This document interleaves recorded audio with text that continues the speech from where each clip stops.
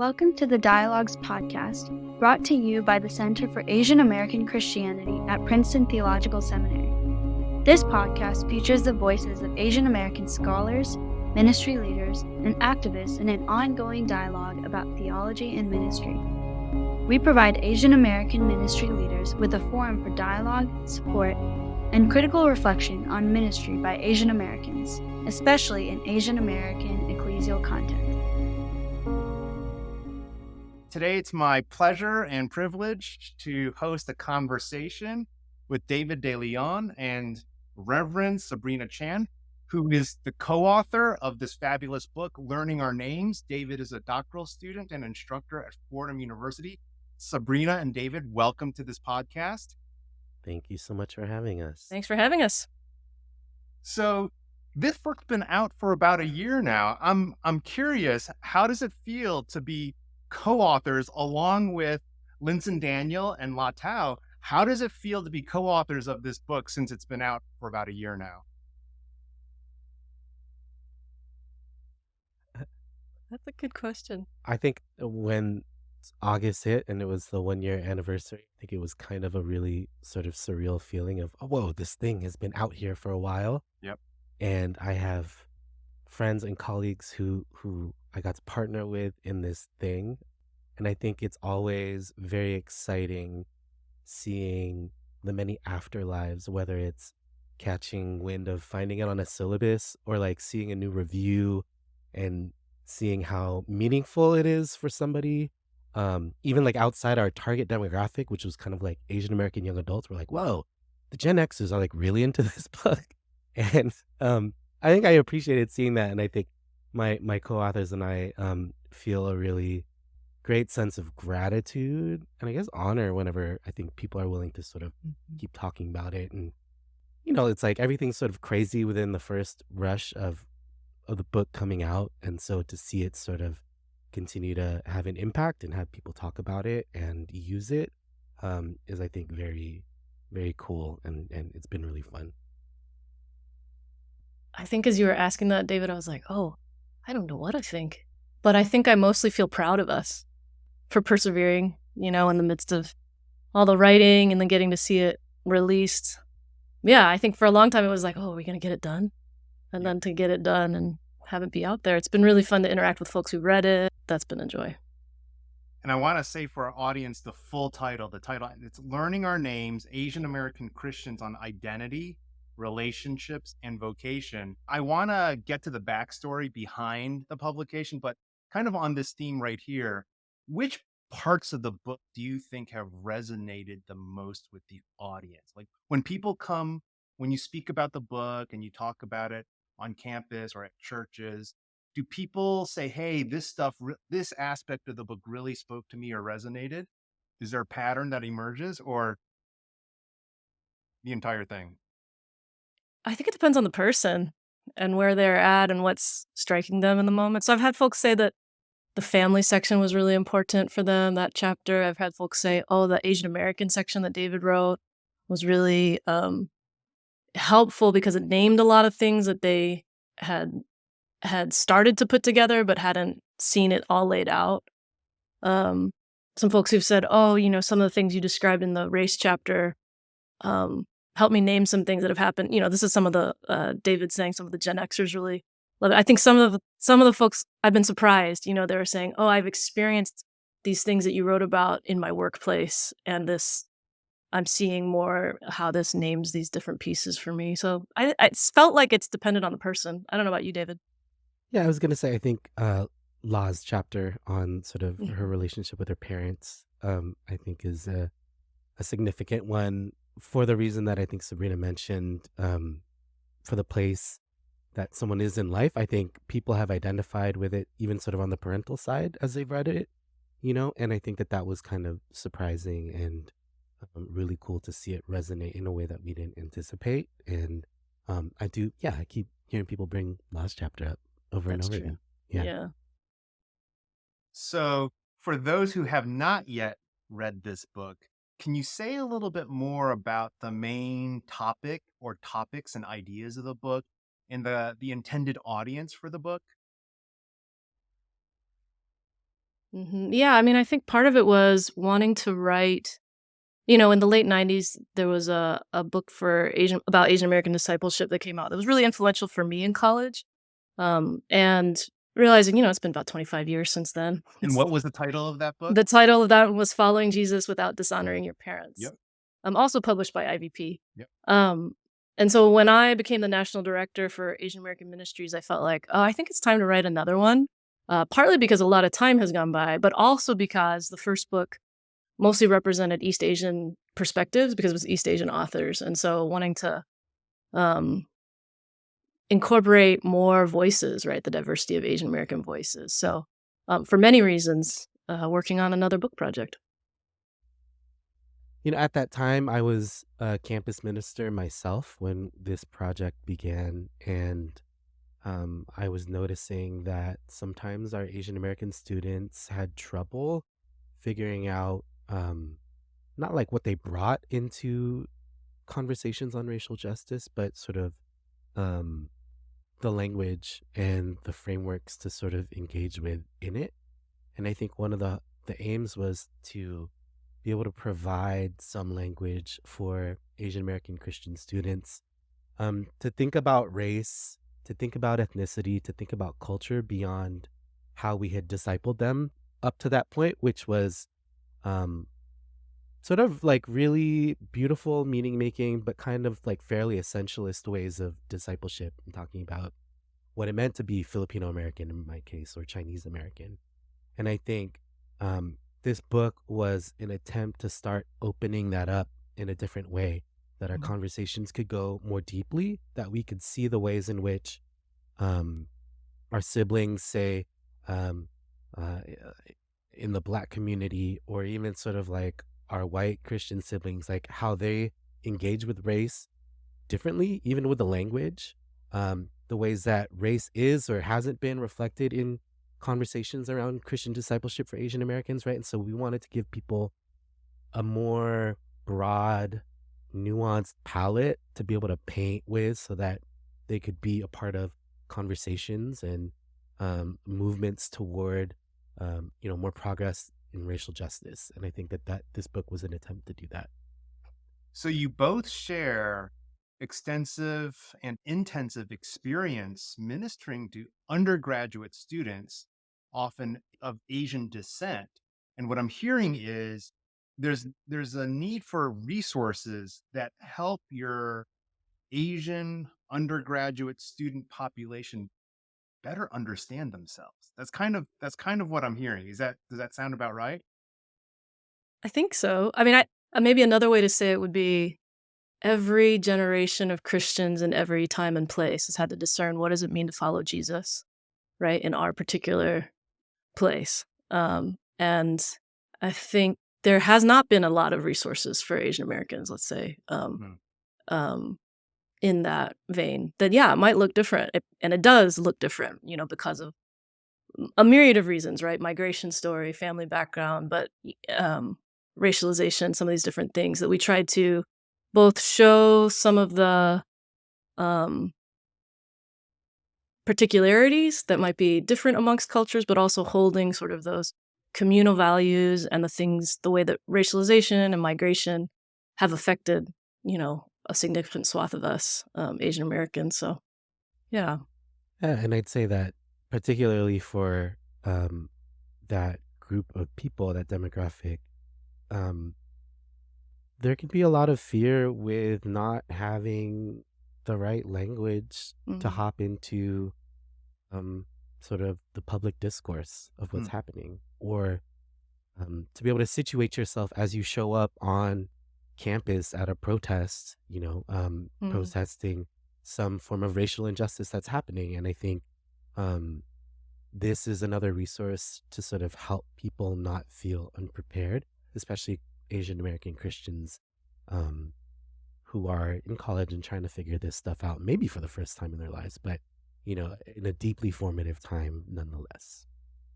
Oh, that's extremely helpful. I can think back to the many decades ago when I was a freshman coming onto campus and sorting through my own identity issues and interacting with a whole new set of conversations and demographics and populations. That's part of the university college experience, is Mhm. exposure to new ideas, new people groups, new dynamics. And for Asians in the US, there are certain patterns that emerge. So I want to hear more about the main idea of the book, but I know that the main idea of the book sits on these streams, these tributaries, and you started talking about some of them, like migration, like family relationships, like race. So begin to weave together how the various tributaries feed into the mainstream, and even pick out some of your particular threads that you are most excited about. I do think there's this definite sort of stream of um, sort of agency, right? And I think that Mm, that sort of comes with even sort of the title of the book, "Learning Our Names," right? That there is a power to uh, asserting sort of the names that we have, that we've been given, even working through when names have been thrust upon us, right? And I think that that's a sort of a common narrative that has happened for Asian Americans, right, throughout the history of our presence here in North America. And so, this initial stream of the book tries to build some conceptual frameworks for like identity and history, and even problematizing and nuancing what Asian American as a category is, right? And so, we sort of give people the legwork of like, well, here are the ways that Asian American is not like a super helpful term, and here are the ways that it has been a helpful term, right? mm, Political movements, solidarity, um, uh, that sort of coalition building. Um, and then I sort of try to draw as widely as possible that to share in sort of the history of Asian America is sort of all that it takes for you to be an Asian American, right? And I think I've sort of been a part of communities in the past where um, that circle around what it means to be a Filipino American or an Asian American is very tightly drawn, right? mm, And so to be able to draw lines of history, to sort of use actual stories, right? Places of confluence for different Asian American peoples, right? Like that is sort of like a way that we try to construe like a generous and hospitable sort of entry point for people to think about themselves as Asian Americans. Um, and so then we sort of move into that and we talk about, well, and Sabrina does a really great job in her chapter on race, where it's like, yeah, there are cultures, right? There are identities, right? The stories that we sort of claim as our own, that we lay claim to, that have shaped us, and our culture is the way that those stories get lived out, right? But the reality of being where we are situated in the United States and all of the colonial legacies entailed therein, right? Like racialization is inevitably a fact of life for that, right? We have to sort of deal with that. And I think Sabrina does a great job of tying histories to then sort of a way to understand race apart from identity, apart from ethnicity, as a made up thing, obviously, but as a very real and consequential.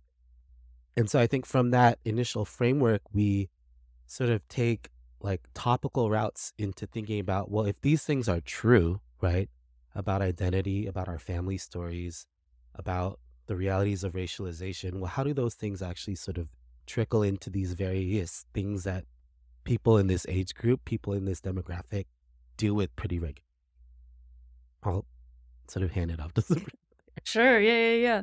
Yeah, I think it's good. So the second sort of section of the book talks about relationships. So that's both family, singleness and dating, and relationships across religious diversity. Um, and so some sort of leaning in on the communal aspects of many Asian cultures and saying, well, these relationships are really important, mm. are very, very formative. And then the last section talks more about the vocation piece. So church and vocation and leadership, and those pieces.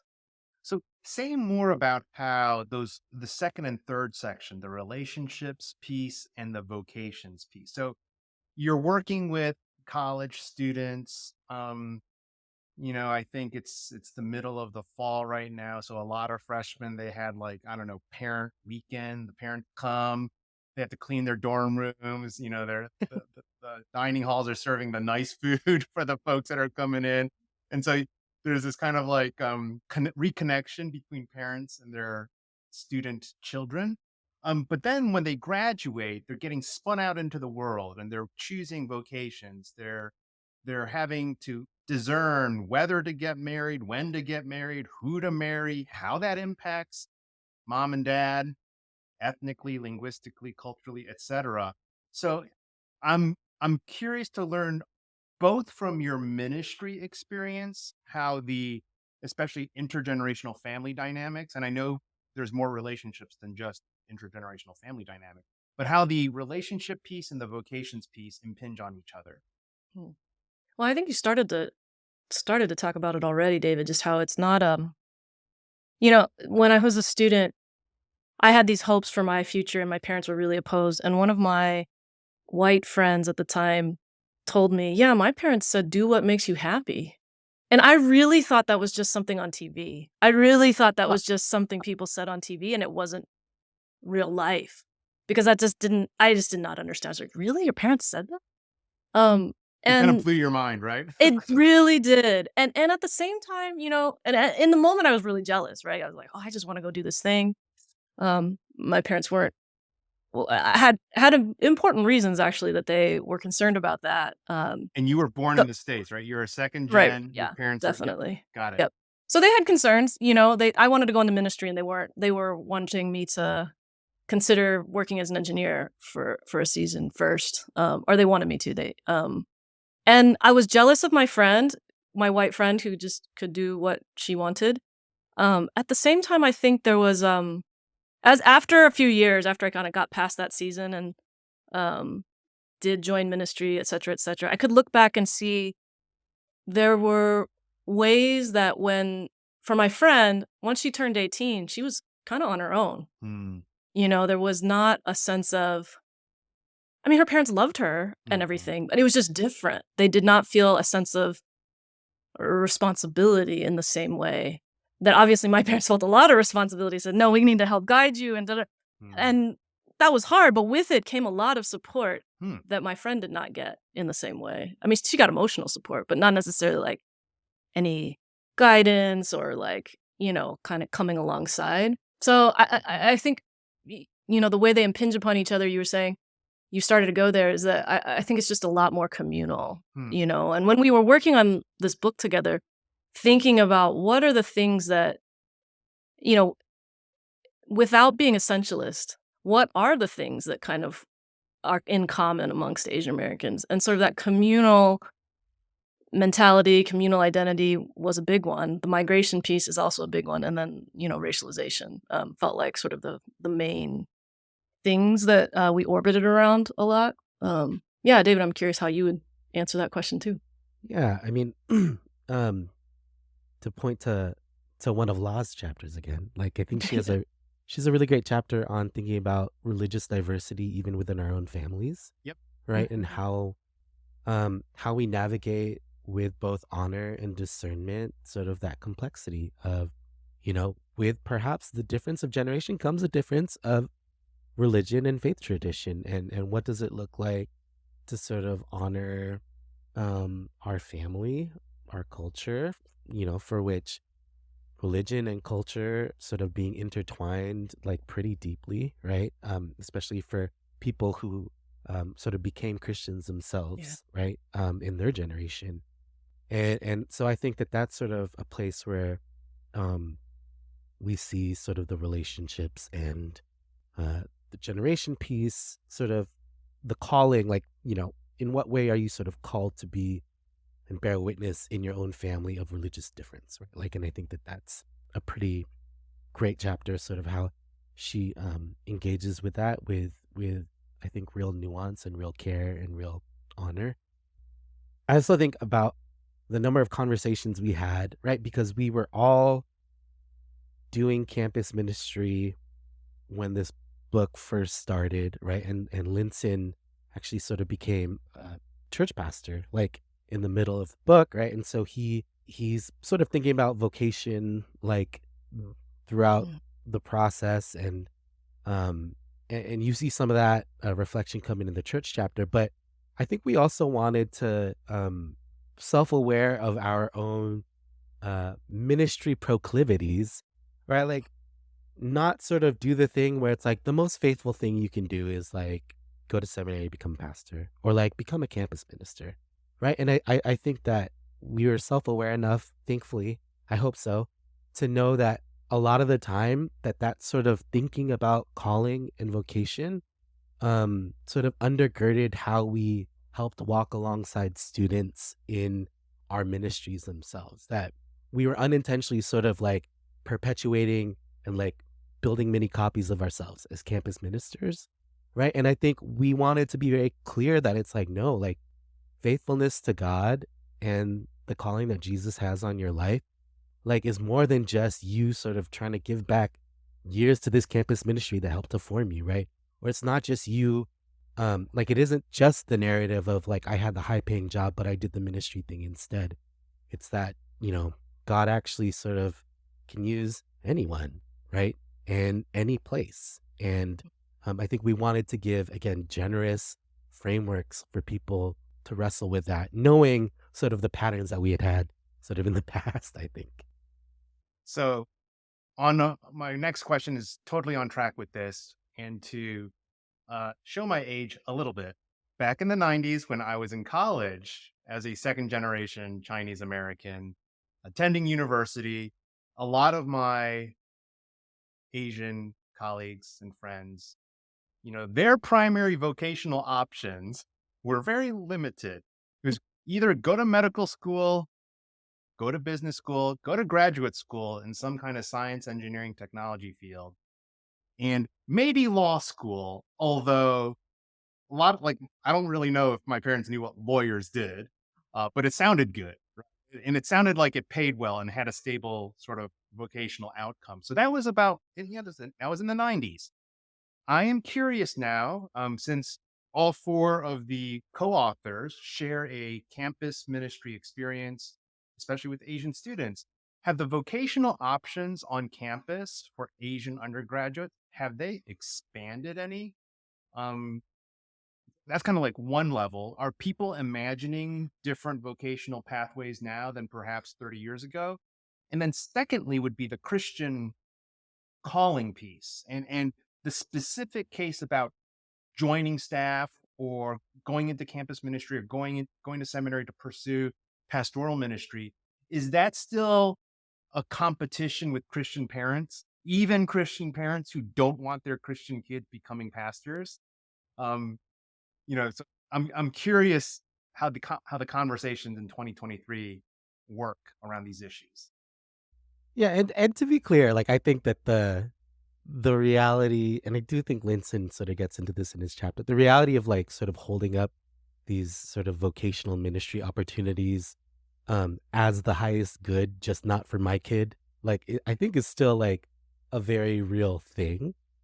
Um, Just not for my kid. just not for my kid, right? And I think that that's sort of the distinction. Like it could be so and so, like it could be anyone else but my kid. Interesting.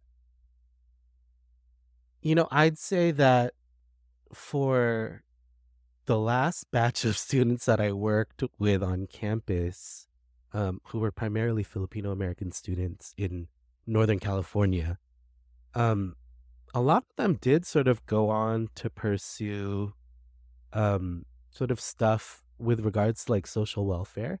I think there is something to say about the general consciousness of a particular generation around social issues, um, the way that they have been formed to care about the world in a particular way, that um, I can think of 3 or 4 students who were sort of doing something either humanitarian or kind of artsy or some sort of combination, some kind of popular education or like just regular educator, right? I wasn't around them sort of in the aftermath of undergrad to where I was getting to sort of see the struggles or maybe hard conversations they were or were not having with their parents. I do think we did our best, and I think this is reflected in the book, to demystify this notion of a calling or a vocation, right? That one can have many callings or vocations in life that may be seasonally bound, maybe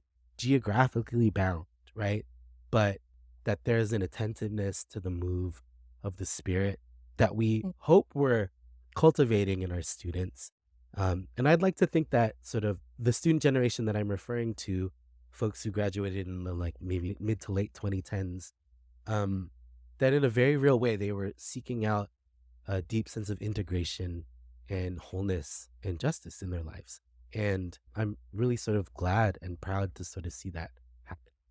I don't know what you're seeing on the ground these days, Sabrina. I mean, yeah, I love that answer, David.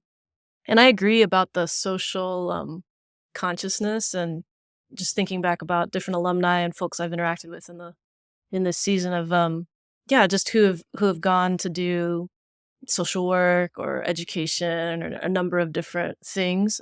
I wonder if some of it has the more established a family feels, maybe the more open they are to, people pursuing other things, That's right? interesting. Besides the things that look most secure, I wonder. I'd add that I think with greater visibility for Asian Americans in the media and in the arts, say the last decade. I mean, you could say however long you think that's been, but I'm we're hearing more and more about like folks pursuing film or writing or different arts related things, which I just think is great. Around vocation, I think one of the ways I like to talk about vocation now is that vocation also includes I'm a daughter, right, to my parents. And so, part of vocation is like, how do I interact with them? And how do we care for, aging parents? Or I'm a mom, and how do I relate to my kids? And so the vocation is more than just what we do with our time, 9 to 5, right? Mhm. It encompasses all these relationships, and I'm a community member, I'm a citizen. How do these things play out as well? Yeah, really wanted to decouple the career from the vocation. And Ah, like let's not flatten those things. Let's broaden and understand what we're called to with more capacity. so eloquent, both of you. That's really helpful. Really, really helpful. So, writing an entire book with four different co-authors is a labor of love. That is a passion project. Takes a lot of sacrifice. I know you all are very, very busy. Um, so there's a cost involved. Uh, you calculated that the cost was worth it. Say more about why you sacrificed time and energy to write this book. Like, why was this a passion project? What would have happened if you didn't write it? Like, what is the loss for your audience, um, college, Asian, Christian, disciples of Jesus? What is the loss to that community in particular if you had not written this book? It's not a super deep answer, but I mean, I think I sort of wonder if I had a book like this, like where would I be like today? Like in Wow. what way might not that speed in trying to sort of mature and get that to happen quickly is of utmost essence, but I do think there's a way that we wanted to give something as a gift, right, to this particular generation where they can have the resources, they can have the sources, they can find the knowledge, but they can be sort of accompanied along in their journeys of following Jesus, trying to figure out what that means in the bodies that they're in here in the US, right? And to be able to have people who have journeyed with you in that or have taken journeys that are similar to you, right? Like I think is a deeply sort of encouraging and comforting thing. Um, yeah, and so I think I hope that this sort of helps students, young Asian American Christians, sort of get a head start on diving more deeply into their family stories, diving more deeply into how to love and care for their family cross generationally, how to think more deeply on the earlier end about what they do with their time, with their careers, with how they show up in their communities and their families. And so, if it helps them do that a little better, or maybe even a little earlier, then I think Mhm. we can push this conversation about how to show up as most faithfully as Asian Americans. We can push Mm, it further mm, if we bring more people along with us. And mm, this was an attempt to bring more people with us. mm, Yeah. That's great, David. I think my answer's similar, um, in that I was thinking about, the things I ended up writing about were hard won, mm, you know? The processing, the stories, I think particularly maybe even the gender chapter that I co-wrote with Linson, the parts that I wrote about from my experiences as a woman and leading and in different spaces, I think it was hard won, and it took a lot of energy in the sense of just processing, is this is this the way it is? Did I do something wrong? Is mm, this normal? Kind of, I'm experiencing these things. I can't totally name them. mm, And we'd get together with friends and then we'd name them and be like, okay, this is what's happening. Da, da, da. And I think my hope is that if folks can glean from that or feel less alone, they can spend less energy worrying about that stuff and actually do the constructive and creative work mm, that, you know, I can only get so far because I was just spending a lot of energy on this other stuff. mm, And hopefully other folks can build on this. I mean, that's why we wrote in the front, like, to the next generation, we hope you rewrite this. mm, Like, we hope you go further. We hope you take this even further. And I hope that having some of those stories written down will help folks feel less alone and not have to worry about that stuff as much so they can be more creative and constructive. I think the other way I think about it is in a lot of churches, whether white or Asian, a predominant Western theology, Western white theological way of looking at things is still predominant. And in recent years, I think there's been more looking at like, what parts of this are American or what parts of this are German from the 1700s or whatever. Um, and my hope was also that the book would help catch some folks who are thinking like, I'm just going to toss Christianity completely because it fits only this mm, demographic. My hope is that that the book would help catch some folks mm, who are maybe wanting to exit, who are wanting to say, you know mm, what, never mind, this doesn't make any sense to me. It's way too Western or whatever. Or I can't. The way it's being taught to me is a certain way that doesn't take into account my lived experience, my family's experiences. I hope that it could catch some folks who are in that boat. wow. Wow. Yes. I hope it does too. Absolutely. You mentioned sometimes the difficulty in writing, and I want to reflect with you all on the process of writing. And you can talk about the joys and the pains, maybe even some of the burdens you bear as you carry these stories with you. Not all of them are joyful. Some of them could be painful, even traumatic. Did the writing process reveal something surprising that you did not know before? Like with academics, when I ask them about, their monographs after, X number of years doing archival research as a historian or reading on linguistic, philosophy, they realized X, Y, and Z. I didn't know this. I learned something about this. This kind of took my thesis in a different direction, et cetera, et cetera. Your book is a little different.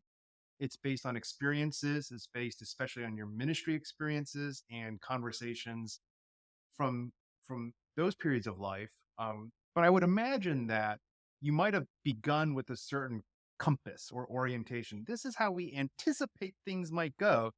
And was that true? And if not, where did the pathways take you? Were there any surprises in the writing process? Things that you like caught yourself and like, oh my gosh, I didn't think I'd, Mm, think this, say this, write this. That's one way to approach it. Well, I think one huge thing is that the pandemic happened right in the middle of it. yeah, that's Mm, that's the only thing I can like. yeah. Oh, Like but that was the major sort of earth-shattering thing. And in a lot of ways, the self-consciousness, self-awareness of Asian America changed dramatically during the tail end of the writing of this book, Mm, mm, where Sabrina can remember a number of times I was like, Sabrina, I think we have to start completely over and rethink everything. Why? think Say why. Spell it out for us. Why I did you just ask that? we're four authors who are sort of trying to write in a particular direction. We have different sort of marching orders for the chapters that we were working on.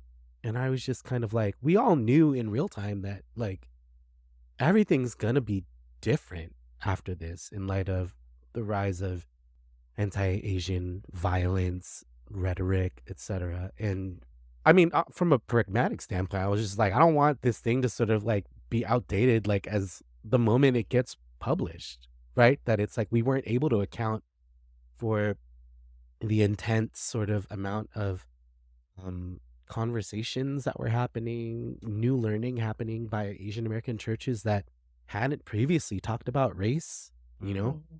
And I think the surprising and comforting thing was, I mean, comforting in one level and abhorrent and terrifying on the other, is like everything that was happening in the pandemic, I think, was proving sort of like why the book needed to get written, or like why talking about these things was important, right? Mm. That it was like the scapegoating. Well, if we have a historical backdrop onto which we look at Asian American scapegoating, right? Like this isn't a new thing and history rhymes. And we see that, right? We can point back to that. We can sort of see the cracks. Like we didn't need anything else to point to for why, the model minority is a myth. It was happening in real time and we got to see sort of the pliability of how racialization can reconfigure an Asian American as dangerous, right? And so I think I was surprised pleasantly and sort of relieved that, yeah, the pandemic actually sort of helped, I think, confirm that like book needed to get written and that we were writing in the right direction, right? Yeah. And so I think, we were able to find the points where it's like we could more naturally sort of talk about pandemic in real time in the writing that we did, right? Yeah, I'd say that was sort of new. And then I'll just say personally writing, I I was finding my writing voice while it was all happening. I think from a personal standpoint, like I was being formed in the academy really sort of intensely for the first time. And I was preaching at a lot of Asian American conference things. And I, in a lot of ways, this book, I think, was an attempt to sort of marry those two voices. And I remember on one draft being like, it was like way too like academic. And then like another draft was like way too sort of like popular, for lack of a better term. And I knew that I wanted to be somewhere in the middle. I just didn't know how to get there, right? And so I think this book, like I'll always sort of think about navigating those tensions, like when I think about writing this book and how this was like a first chance of that kind of integration for me personally, figuring out how I want my voice to sort of show up on paper. I actually felt like my job got easier with the race chapter because of the pandemic. Um, for me growing up where I did, anti-Asian racism was very clear to me from day one, going to school, like all those things. But some of my friends who came from more Asian dominant areas or school districts didn't, I felt like I was going to have to convince them that anti-Asian racism exists. Um, but the pandemic made that stream much more visible, right? Just undeniable, honestly, right? And even in Asian American centers like New York, LA, San Francisco, Asian elders being attacked, but undeniable. So in some ways, it made it easier. I think emotionally, when you were asking the question about writing, David, I was thinking, honestly, we met in January 2020 with drafts of our chapters. I think we really thought in 6 months we'll be done with this project. Most of the chapters at least had a rough draft, and we were reading each other and giving each other notes on stuff like that. And then the pandemic hit, and it was like, oh, this is everything. So I think just the exhaustion of, and several of us have young kids who are home and online, and I think trying to persist and write in the midst of that was pretty challenging with everything going on for Asian Americans. And I'll say, I think, the challenge of writing is that once it's out there, it's printed and it's a moment in time that you thought those things. And the new things that you're Yep. thinking are not in that book, right? Like, And I was thinking, I was talking, I was in conversation with someone the other day and saying, there's more to there's more to say for sure about many of those topics, but particularly I think the gender chapter, having had a little bit more distance and time to reflect on the Atlanta shootings and some of these things, I was like, "Oh, I wish I had been able to say things more strongly than what's in there right now." But I think some of that I just could not process it in real time and put it on paper. You know what I mean? It needs time to sort of, I don't know, for me just to like be in me. Yeah, I was like, "Oh, what Metabolize. am I thinking? What am I feeling? What does this mean? How do I reflect on this?" So, yeah. So I think that in particular I've been yeah, I've thought about a little bit more since. The question I want to conclude our conversation on is something you've both alluded to, but especially David, about his identity formation during the writing process. And I'm just wondering, how do you find your voice as an Asian American Christian author? Was it difficult to find your voice? Are there demons of approval, of perfectionism, of can I say that? Should I say that? Is that dishonoring someone? Right. So the self doubt, coupled again, for me, it's like the perfectionism piece, not wanting to release something because it's a record for Mhm. all time, for all people. The shame I would bear if I, whatever, I'm just curious how you all handle your own identity formation in the process of writing and what gave you Mm. courage. Well, we had moved, just before, well, in the process of, gosh, between when we got the book proposal approved or something like that, we had moved, and after we started writing, I was like, "Oh, I gotta find a new therapist right now because this book is really hard to write." It really bumped the urgency up. Sorry, No, not a laughing I matter, sort of was like, but I. so it just was the urgency level went way up as I started to try and write. For me, Mm, it was thinking about, oh, what will the Chinese Heritage Church pastors think that I know and am in relationship with when I say this about gender? Or what will the, activist Asian Americans, will this connect? Or is this on point enough for this end of things, but I need to make it accessible enough for a church kid who's never thought about race. mm, So there's just like a lot of, oh, how could this fit? mm, How could there be something for everyone? Which, then you may not say anything, right? But yeah, so part of it was I went back to therapy, um, which was needed, you know. I think what gave me some courage, this might be a little bit cliche, but my kids actually, they got really behind it. I mean supportive of it. And my daughter, she had a sense of like, "Oh, I write my stories. Mama's writing her stories, right?" And so she understood that. But mm, then, when we got to the part about looking at possible covers, she realized, "Oh, this is going to be a real book."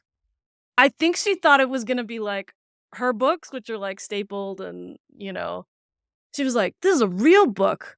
Oh, which honestly that meant a lot to me because there were a good number of times where I couldn't, play with them or was not available to them because I was like, "No, I need to write this down. I need to go write." And so it really was touching that at the time she thought I was writing, I guess, what was going to be staple copies, and then she realized it was going to be like book. Um, that meant a lot to me. I wasn't going to do the audiobook recording because it was just inconvenient. I'd have to spend a night away, but when she heard about it, she's like, "No, you have to go do that. Like that's really cool." So she was like, "You should go do that." all right, They had me read that's Mine and cool. Laz, and Linson read David and Linson. So, but she really encouraged me, which I was like, "Oh, I wasn't gonna do it because it figured it was another night away from you in the midst of a busy travel schedule." But she's like, "No, this is great." So that was encouraging. I think we did a really good job throughout the process of encouraging each other that, right, like the adage that the universal is Mhm. found in the particular, and that we can lean into our particular stories and not feel like we have to sort of check the box every time we say something, right? Where it's like, well, let me comment on behalf of like Chinese Americans in this section, right? Let me say something, like, let me do that. But it's like, no, it's literally all I have is my story. And to remind each other constantly and to be reminded of that myself, I think was a deeply encouraging thing throughout the process. I do think sort of an insecurity that I was working through, right? Like the book took longer, and I had left sort of working campus ministry. I was sort of full time in a doctoral program by the time that the book was released. And I think some of the stuff that Sabrina mentioned earlier of like, we wrote this book with like broad accessibility in mind as much as possible. And how academic theology is written or can be written, right? Of this like sort of like not a ton of like broad accessibility is considered when people write. And so I think sort of like these raging sort of internal conflicts in me about what it means to think and reflect and process deeply on paper, to theologize for a community, with a community, what that looks like in a classroom, what it doesn't look like in a classroom, and then having my name tied to that. So I think I had to be reminded constantly to write with broad accessibility in mind, and popular readership doesn't diminish sort of the depth of thinking that you write with, right? To think, is this going to be heady enough for the really intense Asian American academic, right? For the Asian American theologian, right? To not let that insecurity sort of stop me from engaging in that very intentional way that we wrote and hoped to write and hoped to show up. I think that like working through that was very important. And I think it's constantly sort of how I'm thinking about like my own scholarship now, of like, how does my work show up, and who does it have in mind? In what ways can I lean into particularity and have that be a gift for someone else? I'll add one more thing. I think community helped. So community of folks, around us individually, but also I think just the community of authors, of the sense of like, no, I got to keep working on this because I don't want to let the others down. If it had just been my project, I totally would have given up in pandemic. That was just too much. But the sense of, no, we're doing this together, and giving each other feedback and encourage and encouragement. I don't know. That's been really meaningful. That is a fantastic note to conclude our podcast. Sabrina Chan, David De Leon are co-authors along with Lindsay Daniel and La Tao. The title of their book is Learning Our Names, Asian American Christians on Identity, Relationships, and Vocation. Please take and read.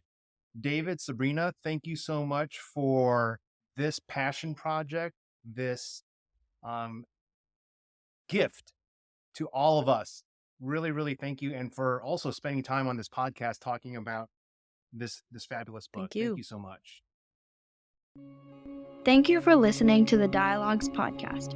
The Center for Asian American Christianity invites you to join our ongoing conversation on Asian American identity, faith, theology, and ministry through the Dialogues magazine, the Dialogues in Asian American Theology, and Ministry Public Gatherings, the annual Mental Health Conference, and the annual Asian American Theology Conference. You can find more information and sign up for our newsletter at caac.ptsem.edu.